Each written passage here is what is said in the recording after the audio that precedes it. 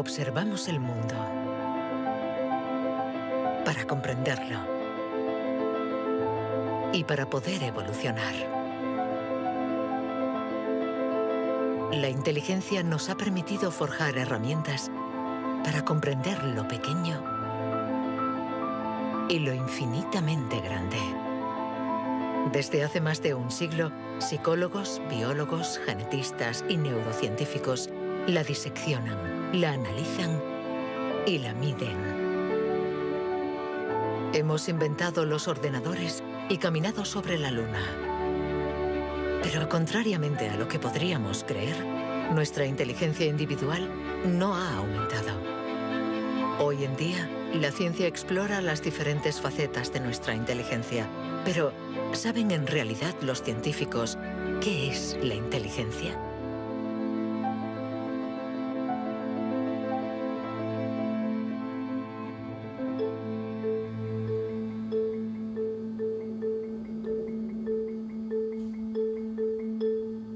Inteligencia es relacionar. Unir elementos diferentes para hallar soluciones. Para entenderla, hay que conseguir dividirla y aislar todos sus componentes. Los investigadores estudian sus diferentes facetas.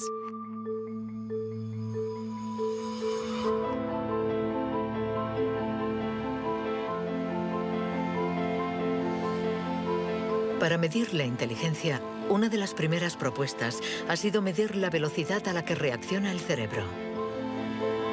Este es el método que el profesor Ten Iannuis ha utilizado.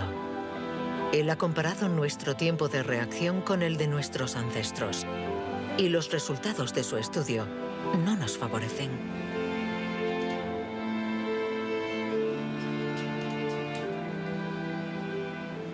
Para medir el tiempo de reacción, mostramos a una persona una luz sobre una pantalla y esta, pulsando un botón lo más rápido posible, debe decir si la luz aparece a la derecha o a la izquierda.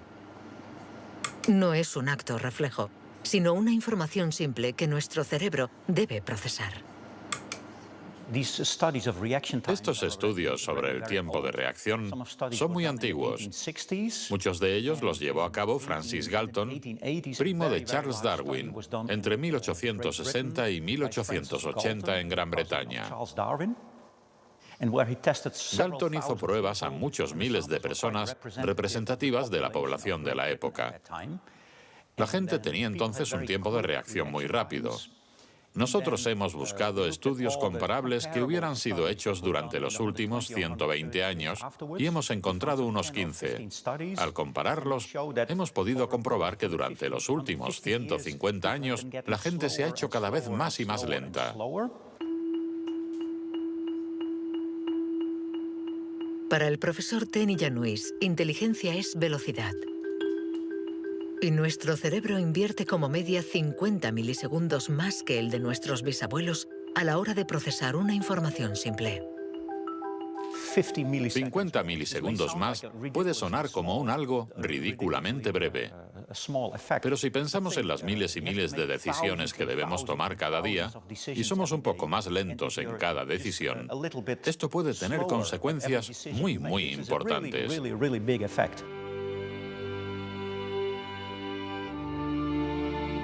El profesor Ten Iannuis está convencido de que somos menos inteligentes que en el siglo XIX.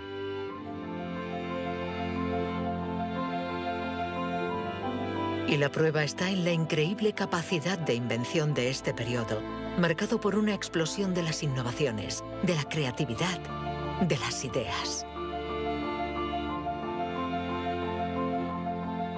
En el siglo XIX hubo muchas innovaciones fantásticas. Hay estudios que muestran que el número de inventos por habitante era 4 veces mayor que hoy en día.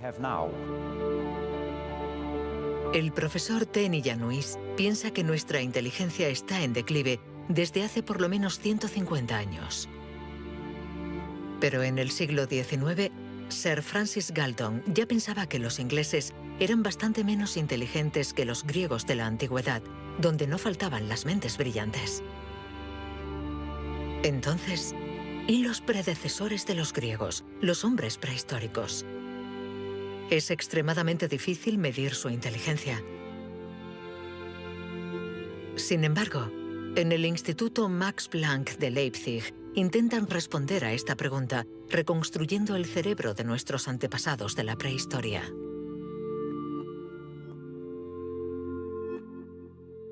La paleoneurología es una ciencia muy frustrante, porque su objeto de estudio es casi inexistente. No hay cerebros fósiles. Lo que sí tenemos es la caja que contenía este cerebro.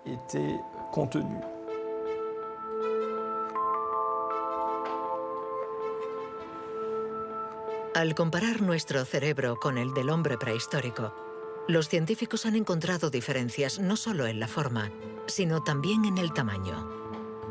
Algunos de estos individuos tenían un cerebro más grande que el nuestro. Sabiendo que todo lo que somos, todo lo que pensamos, nuestros recuerdos, la personalidad, las emociones, el lenguaje, todo depende de este órgano, entonces, ¿es que la inteligencia está relacionada con el tamaño? Sería absurdo pensar que no hay relación entre el tamaño del cerebro y la complejidad de los comportamientos, es decir, la inteligencia.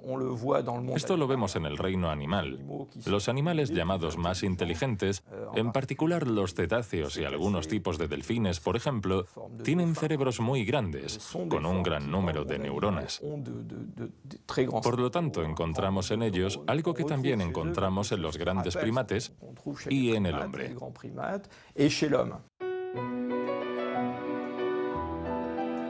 La evolución hizo crecer el tamaño de nuestro cerebro durante 2 millones de años, hasta alcanzar su máximo hace unos 15.000 años. El hombre de Cro-Magnon, que pintó en la cueva de Lascaux hace unos 17.000 años, era un Homo sapiens como nosotros. Pero de todos los Homo sapiens, este era el que tenía el cerebro más grande. El tamaño de nuestro cerebro ha disminuido en comparación con el de este antepasado. Y según algunos investigadores, somos menos inteligentes que él. Pero esta teoría no es compartida por todos. Yo no creo que haya una inteligencia que se pueda medir con una regla y decir que nuestro reciente antepasado era igual o más o menos inteligente. El hombre de Cro-Magnon tenía la inteligencia que necesitaba para sobrevivir en su mundo, pero no para trabajar en un banco. Si viajásemos 25.000 años atrás en nuestra máquina del tiempo, para traer al presente al hombre de Cro-Magnon, sin duda se adaptaría al mundo en el que va a tener que vivir. Historically, you guys have struggled to adapt. Yeah, right. Walking upright, discovering fire, inventing the wheel, laying the foundation for all mankind. You're right. Good point. Sorry we couldn't get that to you sooner. Connie, your reaction? We live in a society where the individual ego and the group dynamic are in constant struggle. Response? Yeah, I have a response. What? ¿Más inteligente? ¿Menos inteligente? Cuando intentamos medir la inteligencia, todo se complica. Y sin embargo, lo hacemos continuamente. En las universidades del mundo entero se enseña qué es la inteligencia. Y todos nosotros, sin ser especialistas, la medimos cada día. Todos medimos la inteligencia. Si es usted soltero y va a un bar y conoce a alguien, lo más importante después del físico es la inteligencia. Medimos la inteligencia de la gente siempre. Si hablamos sobre un concepto difícil o hacemos algo que desconocen, ¿cuánto tardan en entenderlo? Medir la inteligencia analizando las respuestas. Evaluando la pertinencia de las acciones. Comparando a los individuos. Un método que dio lugar a la única herramienta de la que disponemos para medir la inteligencia. El cociente intelectual, inventado por Alfred Binet a principios del siglo XX. Alfred Binet criticó bastante a los alienistas, los psiquiatras de la época. que hacían diagnósticos para juzgar la discapacidad intelectual, separando en grandes categorías: los idiotas, que tenían el grado más alto de discapacidad, después los imbéciles y luego los tontos. En opinión de Binet, sus juicios eran discutibles, muy difusos y diferentes de un psiquiatra a otro. Él pensaba que eran necesarios unos criterios objetivos y una única herramienta de evaluación basada en criterios científicos. En 1905, el Ministerio de Educación francés pidió a Binet que encontrara la manera de detectar a los niños con dificultades escolares. Él no tenía ninguna teoría sobre la inteligencia, pero observando a sus hijas, pensó que podría hacer una evaluación a partir del razonamiento, la capacidad de comprensión y la memoria. Lo que finalmente intentó hacer fue encontrar para cada grupo de edad los problemas característicos de ese grupo. Por ejemplo, les enseñaba una foto y les preguntaba qué representaba. Señaló que los niños de 3 años enumeraban lo que había en la imagen. Hay un señor, una señora, un banco, un árbol. Los de 7 u 8 años describían la imagen. Hay un señor y una señora sentados en un banco. Y por último, los de 12 años interpretaban la imagen. ¿Están tristes? ¿O bien el señor está enfermo? Y cosas así. Así, Binet desarrolló junto a Théodore Simon el primer test de inteligencia. Había nacido el clásico test de la edad mental. Es la relación entre la edad mental dada por el resultado del test y la edad real de la persona. La cifra se multiplica por 100 para obtener el cociente intelectual. Si un niño de 10 años resuelve las pruebas de uno de 12, será un niño adelantado y tendrá un cociente de 120. La idea era relacionar el rendimiento de un individuo con el de otros individuos comparables, es decir, los que están exactamente en la misma categoría de edad, la misma cultura, etc. Y, obviamente, partiendo de una serie de puntuaciones en la prueba para una edad determinada. El cociente intelectual es la posición de un individuo comparado con el rendimiento de otros que son como él o ella, es decir, de la misma edad. Le damos al cociente intelectual un poder exagerado, porque pretende medir una cualidad tan particular como la inteligencia. Es difícil resistirse a la tentación de medirse, de compararse. Lo que sí es un poco ridículo es lo que nos encontramos actualmente en Internet, como las páginas web que calculan nuestro cociente intelectual. La gente hace el test, se encuentra con una cifra y la interpreta. Y si, por ejemplo, esta cifra no es buena, pensamos que no somos inteligentes. Es absolutamente catastrófico. El 2. Es ridículo pensar que una cifra defina a una persona. El 4. El 3. Solo un psicólogo hará un test fiable del cociente intelectual. El 2. Ya que debemos saber cómo interpretarlo en relación con el pasado del individuo, su presente El 2 y el 3. y su personalidad. Este cociente mide la inteligencia. Compara a las personas. Pero ¿nos permite saber si nuestra inteligencia ha evolucionado desde que Binet lo inventó hace más de un siglo?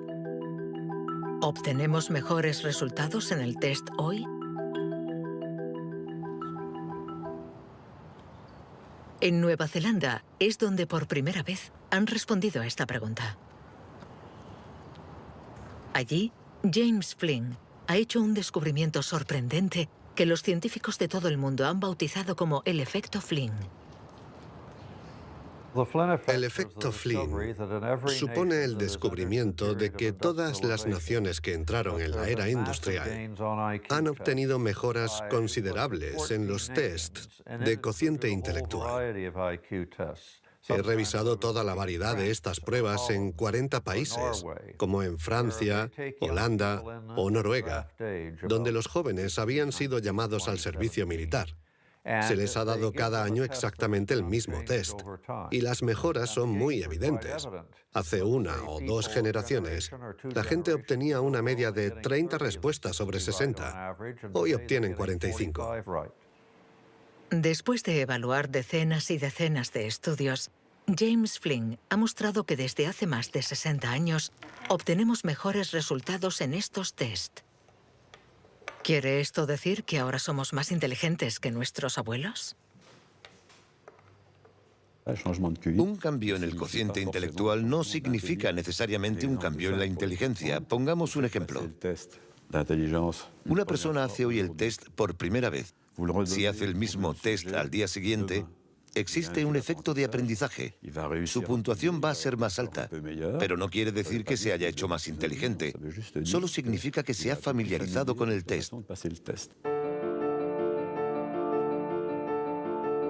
El aumento del cociente intelectual se debe en gran medida al entorno, mejor alimentación y mejor educación.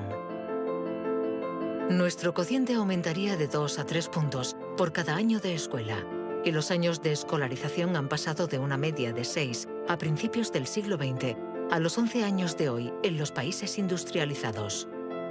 Todos estos cambios añadidos han incrementado los resultados. Cuando realizamos un test hoy, estamos preparados en la medida en que la escolarización y otra serie de factores nos han dado la capacidad de aplicar nuestra lógica de forma abstracta. Es decir, que podemos ver una serie de números y acertar el siguiente.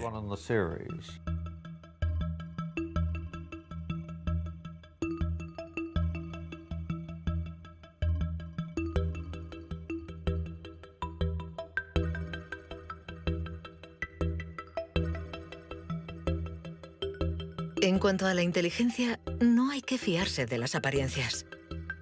Tener mejores resultados en estos test no implica que seamos más inteligentes. Se trata solamente de que estamos mejor preparados para pasar el test.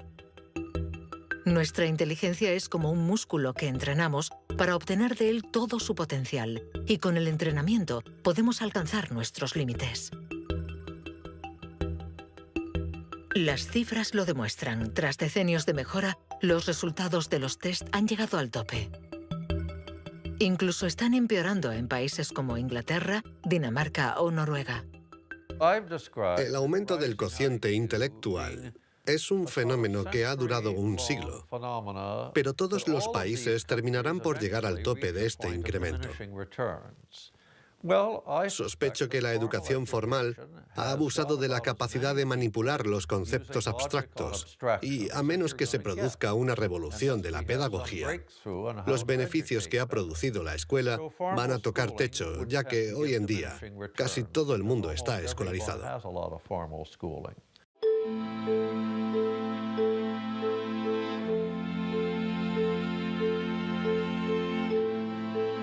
Un cociente estancado. Cerebros cada vez más lentos y más pequeños. ¿Dónde está nuestra inteligencia? Las primeras herramientas para medir la inteligencia se inventaron hace más de un siglo. Y todavía estamos influenciados por las teorías de Sir Francis Galton y Alfred Binet. Pero hoy podemos llegar más lejos. En lugar de medir lo que la inteligencia produce, pongamos nuestra atención en el órgano que produce la inteligencia.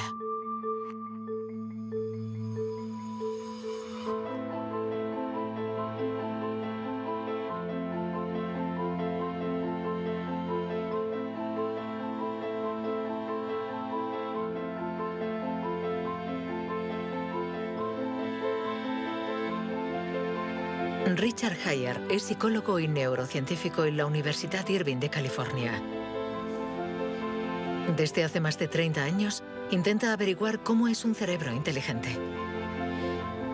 Gracias a los progresos de los instrumentos de observación, Heyer y su colega, el profesor Rex Jung, investigan en qué lugar del cerebro se aloja la inteligencia.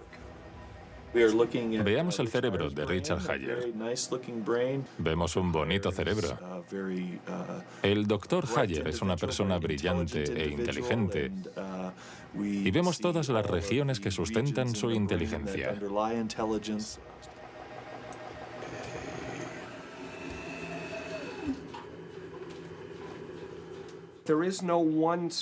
No existe ninguna zona en el cerebro a la que podamos llamar centro de inteligencia. Se pensaba que había un centro de inteligencia en la parte frontal, pero las investigaciones han demostrado que cuando resolvemos problemas de inteligencia en el interior de un escáner, la comunicación bidireccional entre la parte frontal y la parte posterior es muy importante mientras efectuamos la operación. El profesor Hayer es uno de los pioneros en la utilización de modernas técnicas de neuroimagen. Su primer estudio data de 1988. Hasta entonces, nadie había utilizado estas herramientas para investigar la inteligencia. Hemos encontrado áreas del cerebro que se activan cuando hacemos un test de inteligencia. Pero lo más sorprendente ha sido que cuanto más activas estaban estas áreas, menos buenos eran los resultados de dichas pruebas. Esto es lo contrario de lo que esperábamos. En el mundo de la ciencia, encontrar un resultado opuesto a lo esperado es realmente interesante.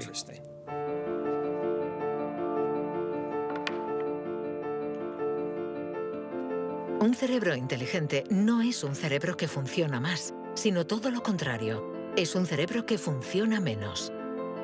Esto es lo que llamamos neuroeficacia. Ser inteligente consiste en resolver un problema con el mínimo esfuerzo.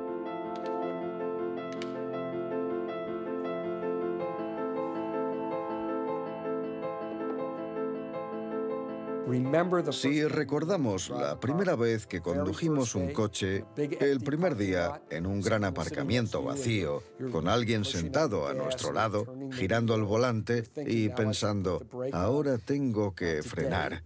Sin embargo, hoy conducimos en medio del tráfico de una ciudad desconocida y aún así podemos charlar con los acompañantes, porque nuestro cerebro es ahora mucho más eficaz.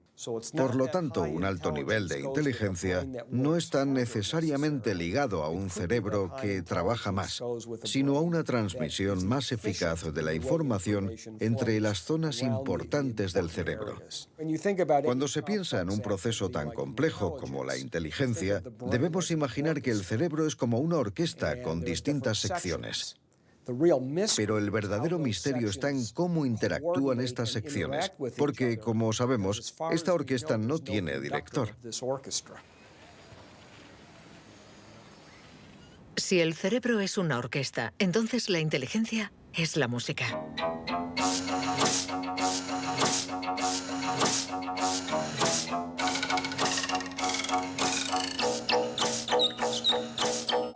Cuando empezamos a interpretar la partitura, nunca sabemos cómo van a tocar juntos los músicos.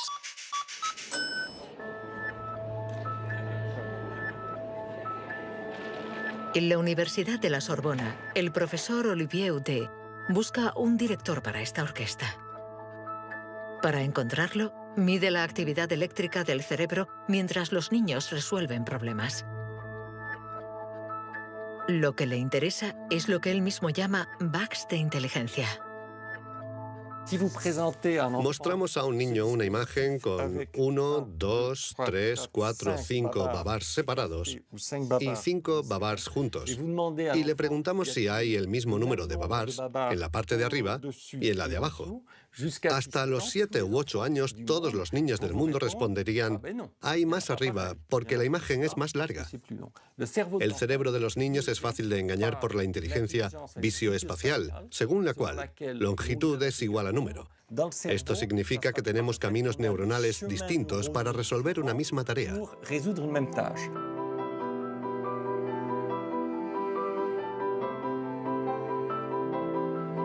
Contar o medir.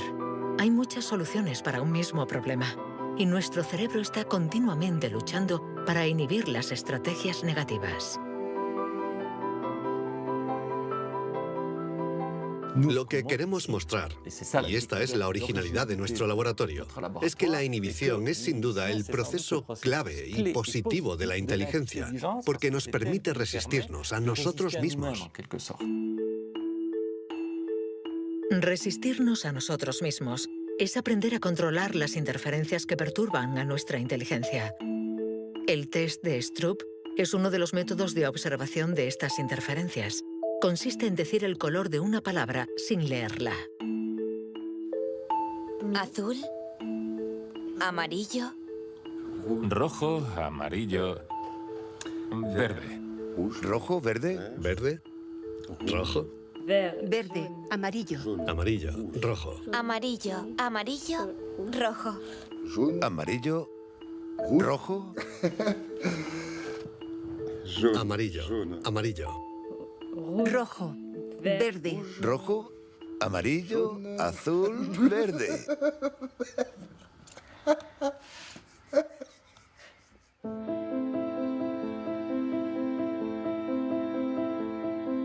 Para resolver un problema usamos diferentes regiones del cerebro unidas entre sí, pero que a veces entran en competencia. Pero ¿cómo se comunican las diferentes regiones? Este tema le interesa al profesor Douglas Fields, del Instituto Nacional de la Salud de Washington. El cerebro está hecho de dos clases de tejidos, materia blanca y materia gris. Todos hemos oído hablar de la materia gris, que es donde se encuentran las neuronas, en la superficie del cerebro. Pero debajo hay miles de conexiones, de cables, de axones que conectan las neuronas formando circuitos. Y es de color blanco porque estos axones están aislados por una membrana celular llamada mielina.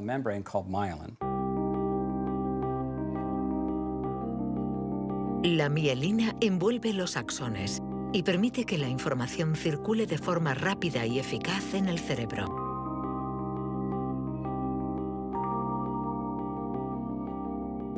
Cuando nace un niño, su cerebro no está maduro.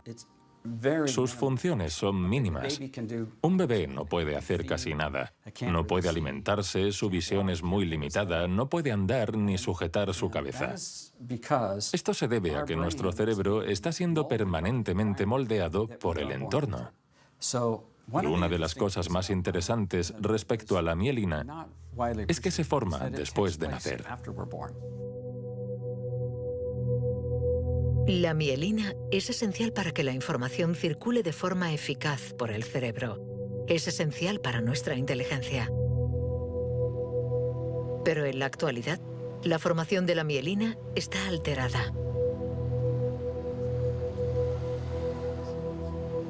Barbara Demnex, endocrinóloga del Museo de Historia Natural de París, estudia cómo nuestra inteligencia está amenazada por uno de los azotes del siglo XXI. La contaminación. En cualquier parte del mundo donde vivas, estarás expuesto a ciertas sustancias químicas que interfieren en el funcionamiento de la hormona tiroidea. Esta es la hormona producida por la glándula tiroides que está en la base del cuello. Es necesaria para el desarrollo del cerebro desde las primeras etapas del feto hasta una edad más avanzada como la mía, para asegurar el mantenimiento de las funciones mentales, incluida la mielinización. La Autoridad Europea de Seguridad Alimentaria ha analizado 297 pesticidas. Entre ellos, más de 100 afectan al funcionamiento de la hormona tiroidea, como el bisfenol A, el PCB y los productos ignífugos. Productos químicos con los que estamos en contacto a diario. El equipo de Barbara Demnex ha demostrado que estos productos bloquean los receptores específicos de la hormona tiroidea de cada una de las células cerebrales y los efectos son considerables. Hay una evidencia sólida. Los científicos hemos observado los niveles de exposición en las madres. Se han comparado diferentes niveles de exposición y hemos visto que los niveles más elevados estaban asociados a una pérdida de 5 a 6 puntos de cociente intelectual en sus hijos. Cierto es que la mayoría de nosotros no percibimos la diferencia, pero es evidente que 5 puntos menos de cociente intelectual pueden suponer una gran diferencia en cuanto al éxito escolar o al éxito en la vida. Y saberlo puede ser muy preocupante para los padres.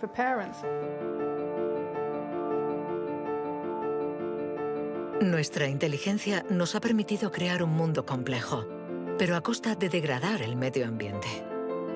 Y podríamos estar pagando el precio si esta degradación afecta a nuestro cerebro, actuando, por ejemplo, sobre la mielina. Pero si este fenómeno se confirma, ¿qué haremos? Durante más de un siglo, hemos pensado que los procesos mentales se debían solo a la actividad eléctrica de las neuronas. Pero hoy, los neurólogos han comenzado a explorar nuevos campos. Tan solo el 15% de las células del cerebro son neuronas.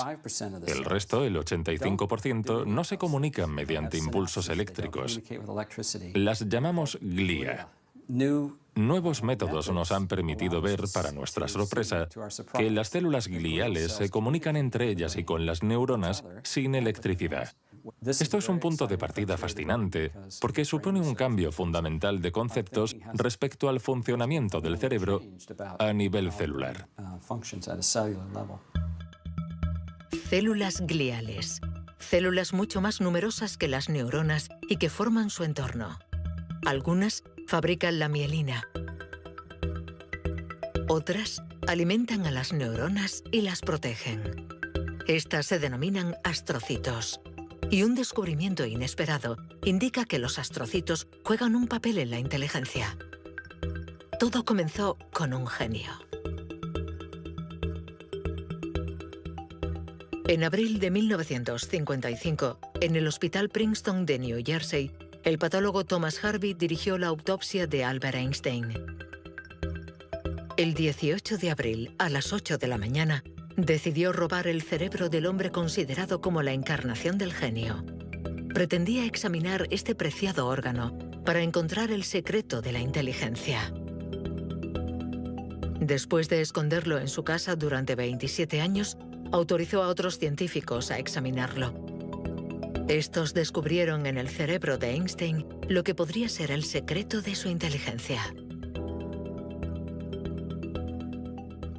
El cerebro de Albert Einstein fue examinado para ver qué era lo que lo hacía más inteligente, y no pudieron encontrar ninguna diferencia en el número de neuronas ni en el tamaño. No había nada, excepto que su cerebro tenía más astrocitos. Esto llamó la atención de mucha gente sobre el papel de los astrocitos en la inteligencia. Los astrocitos. Células gliales identificadas hace más de un siglo. Aunque en los últimos años, los científicos han comprendido que su función no era mucho más compleja de lo que imaginaban.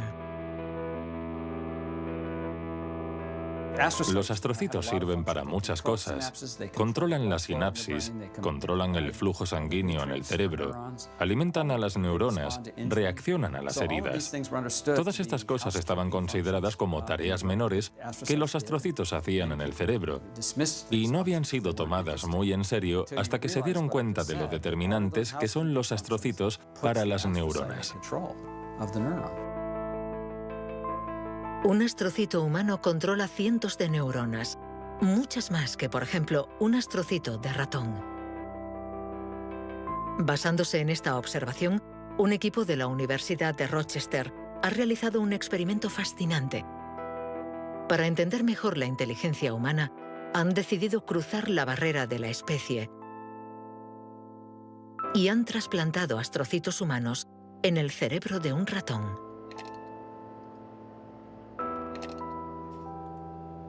Hemos trasplantado astrocitos humanos en ratones y el trasplante invadió literalmente todo su cerebro.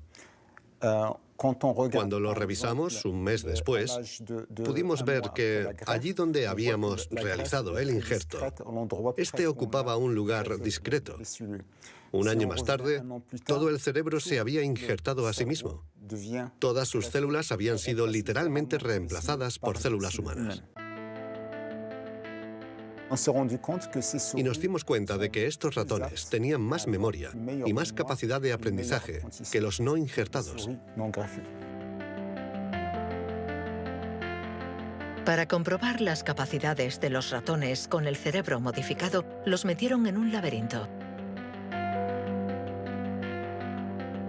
Resultado: los injertados encontraron la salida 2 veces más rápido que los no injertados.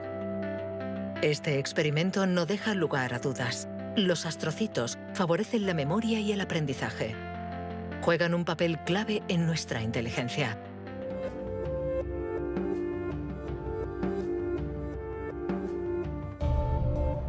La inteligencia se refleja en el funcionamiento del cerebro. Pero ¿cómo se explica la diferencia entre las inteligencias de nuestros colegas, amigos o padres? ¿Es que tienen más materia blanca, menos astrocitos o sus neuronas son más rápidas? El origen de nuestras capacidades se encuentra en parte en nuestros genes. Robert Plomin estudia la genética del comportamiento. En sus investigaciones ha visto crecer a miles de niños y gracias a ello espera poder encontrar los genes que influyen en la inteligencia.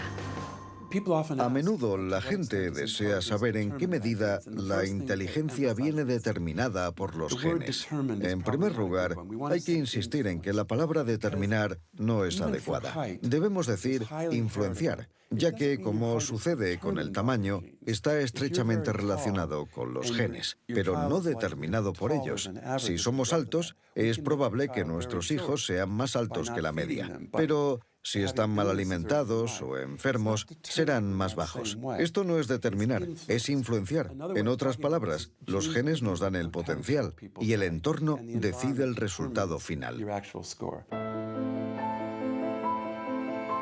Para entender las relaciones complejas entre genes e inteligencia, Robert Plomin ha realizado miles de test en gemelos. Los gemelos idénticos tienen la particularidad de ser clones, tienen exactamente los mismos genes. Son completamente idénticos. Mismo pelo, mismos ojos, pero ¿tienen los mismos resultados en los test de inteligencia? La respuesta es sí.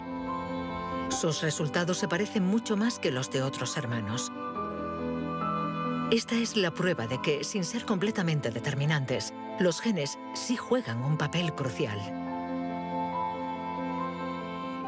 La mayoría de los países del mundo, más de 100, dispone actualmente de registros de gemelos porque reconocen la importancia del método gemelar a la hora de calcular la influencia de los genes.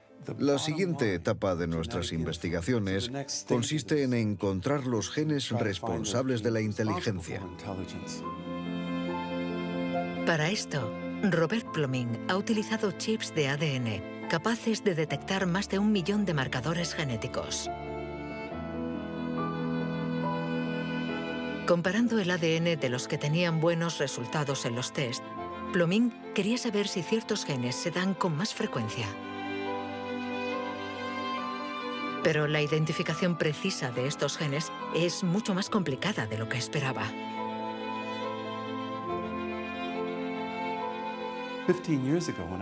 Hace 15 años, cuando comencé a buscar los genes de la inteligencia, nadie imaginaba que sería una tarea tan difícil.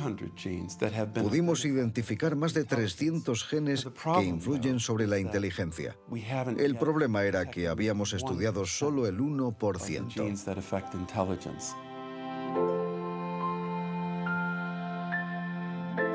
La inteligencia está influenciada por la interacción de muchos miles de genes que conforman una red increíblemente compleja.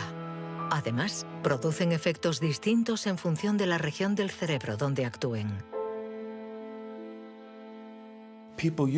Antes pensábamos que el cerebro funcionaba por áreas.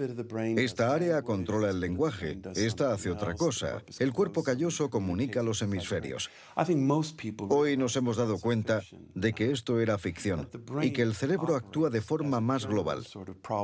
Desde un punto de vista genético, se ve más claro todavía, ya que la mayoría de los genes que actúan sobre el cerebro actúan sobre muchas regiones del cerebro.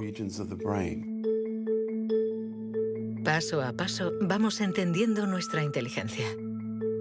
Los científicos afinan las herramientas para medirla, pero la cuestión es cómo las vamos a utilizar.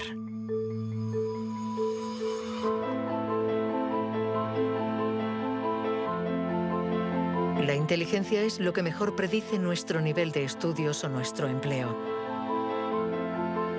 Por lo tanto, hablar de la inteligencia es delicado, ya que tendemos a valorar, clasificar y jerarquizar, con el riesgo a equivocarnos que conlleva. El error de razonamiento está en considerar que la inteligencia puede ser esencialmente hereditaria. Y esto nos ha llevado a divagaciones, en mi opinión, total y absolutamente ridículas. Por ejemplo, en 1924, creo, se votó en Estados Unidos una ley que restringía la inmigración mediante cupos, porque en los test daban resultados menos buenos. Y se suponía que los inmigrantes eran hereditariamente menos inteligentes. Se limitó, pues, su entrada al país para evitar un descenso en la media. Como sabemos, entraban por la isla de Ellis, frente a Nueva York, donde muchos de ellos eran devueltos, sobre todo aquellos que se anticiparon al auge del nazismo. Pienso especialmente en los judíos de Europa del Este que fueron expulsados por razones absolutamente estúpidas. Durante mucho tiempo, creímos que nuestro origen era determinante y que nuestra herencia controlaba nuestras vidas. Después, por suerte, la ciencia ha abandonado esta visión determinista. Pero la inteligencia es algo especial. Un tema tan sensible que los pasos en falso han marcado su historia. William Shockley, físico visionario y premio Nobel por su descubrimiento del transistor, resultó menos brillante en sus estudios sobre la inteligencia. Dr. Shockley, if you could answer it yes or no, I would appreciate it. Do you believe that black people are inferior in intelligence because of their heredity? What I say is this. My research leads me, and it's a tragic conclusion, really, my research leads me inescapably to the opinion that the major cause of the American Negro's intellectual and social deficits is hereditary and racially genetic in origin, and thus not remediable to a major degree by practical improvements in environment. Then what do you see as the solution to the problem? I would propose that you would offer a bonus to everyone to be sterilized. The offer is based upon the best estimates, best scientific estimates that one can have of any genetically carried disabilities. 1974, prácticamente ayer. Una época nada lejana. Algunos utilizaban el cociente intelectual para justificar su racismo y excluir lo diferente. Joseph Skobanek sufre el síndrome de Asperger, una forma de autismo compatible con un cociente elevado. Graduado en ciencias políticas, doctor en filosofía y escritor, con 6 años no hablaba una palabra. Hoy habla 7 idiomas, entre ellos el hebreo, el árabe, el persa y el azerí. Yo formaba parte de esos niños cuyo destino era la basura. Durante mucho tiempo nos dijeron que las personas autistas eran deficientes intelectuales. Autismo llegó a ser casi sinónimo de discapacidad intelectual. Sin embargo, hoy sabemos que esto no es así. Toda sociedad humana necesita una jerarquía, Necesita gente que marque la diferencia. Y tendemos a resumirlo todo bajo un criterio único. En Estados Unidos, la calidad humana y las jerarquías se definen por el cociente intelectual. En Francia puede ser cualquier concurso administrativo. En la China imperial eran los famosos exámenes del mandarín. Pero todo esto reposa sobre una idea central, y sin embargo errónea, la de que hay una única escala para medir la inteligencia de la humanidad. Y todo aquel que predica estas teorías se sitúa a sí mismo en lo más alto. La inteligencia como escala única de la humanidad. ¿Pero se puede definir lo humano desde una sola dimensión? ¿Podemos ser definidos tan solo por la inteligencia cuando ella misma tiene tantas facetas distintas?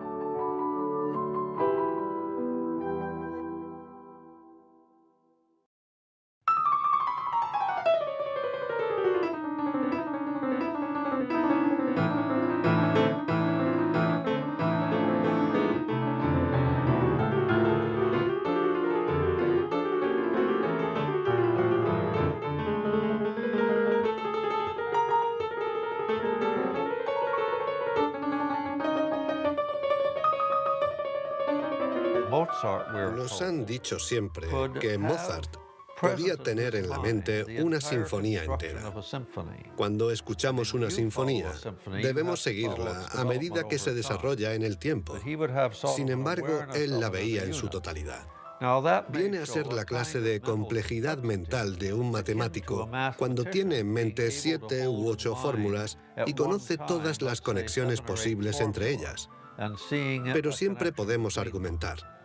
¿La inteligencia musical es inteligencia? No importa. Lo que importa es que existe y que aquellos que la poseen no tienen necesariamente un cociente intelectual elevado.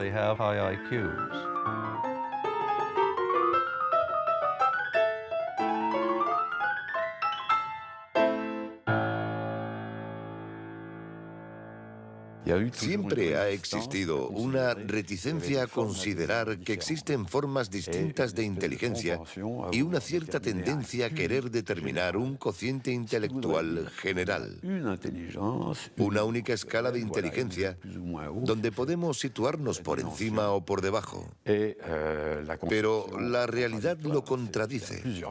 Existen numerosas formas de inteligencia y podemos tener un nivel muy alto en algunas de ellas y un bajo nivel en otras. Esta idea estaba en los primeros estudios sobre la inteligencia. Hoy, los científicos ya han aceptado que sea cual sea el método utilizado, no van a conseguir medir la inteligencia con una escala única.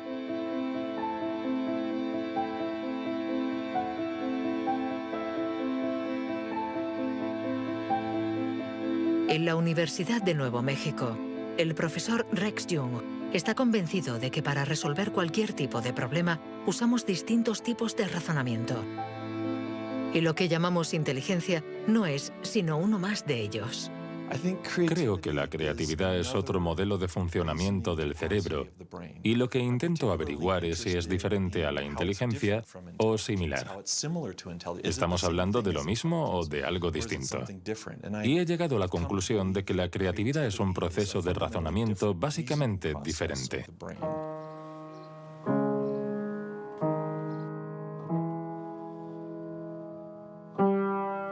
Leer una partitura es ser inteligente utilizando nuestros conocimientos.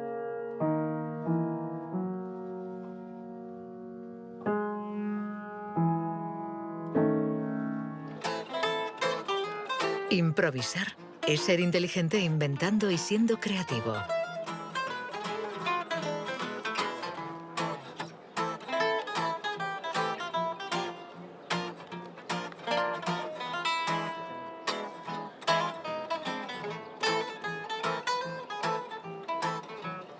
Un músico puede ser a la vez inteligente y creativo, un sujeto de estudio ideal.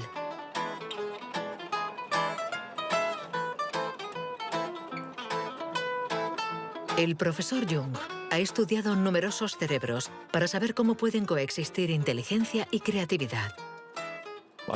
Trabajo sobre la hipótesis de que son complementarias y que hay dos redes diferentes en el cerebro que cooperan para permitirnos razonar. Una es un tipo de razonamiento inteligente y la otra un tipo de razonamiento creativo. Y las dos son extremadamente importantes. Estamos muy cerca de comprender cómo funcionan. Nuestra teoría es que la red de la inteligencia se sitúa sobre todo en la superficie del cerebro. Con la creatividad las cosas son diferentes, porque depende principalmente de la llamada red de modo por defecto, situada en el interior del cerebro. Estas dos redes intercambian permanentemente información para que podamos resolver los problemas que nos plantea el mundo en que vivimos.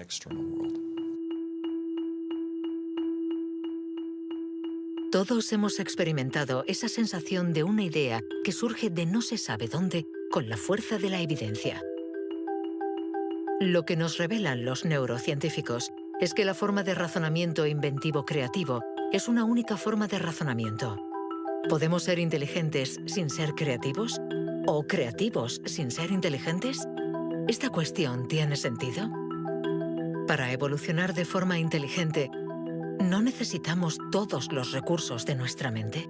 No podemos ser creativos, por ejemplo, en física, si solo tenemos formación en física. Para ser creativos en física, necesitamos estar educados en ese universo extraño y poder utilizar y reutilizar los mecanismos mentales que hemos aprendido en otros contextos. El problema de las investigaciones estériles es que se encierran en su burbuja y no dan ni reciben información. Por el contrario, las personas creativas son aquellas que importan ideas de un universo a otro.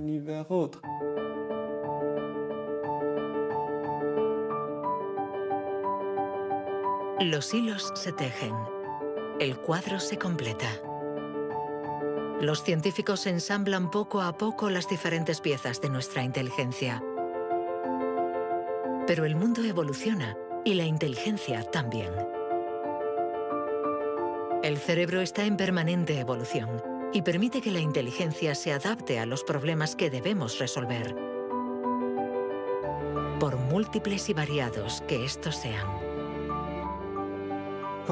Cuando era niño, sabía que yo no funcionaba como los demás y era consciente de ello. Esto me hizo reflexionar y me llevó a imaginar un mundo plural. Un mundo donde no hubiera una única forma de clasificar y de medir, sino muchas. Lo que quiero decir es que la verdadera inteligencia humana no está en pensar de forma plural y saber tener en cuenta distintas formas de entender el mundo y no solo una.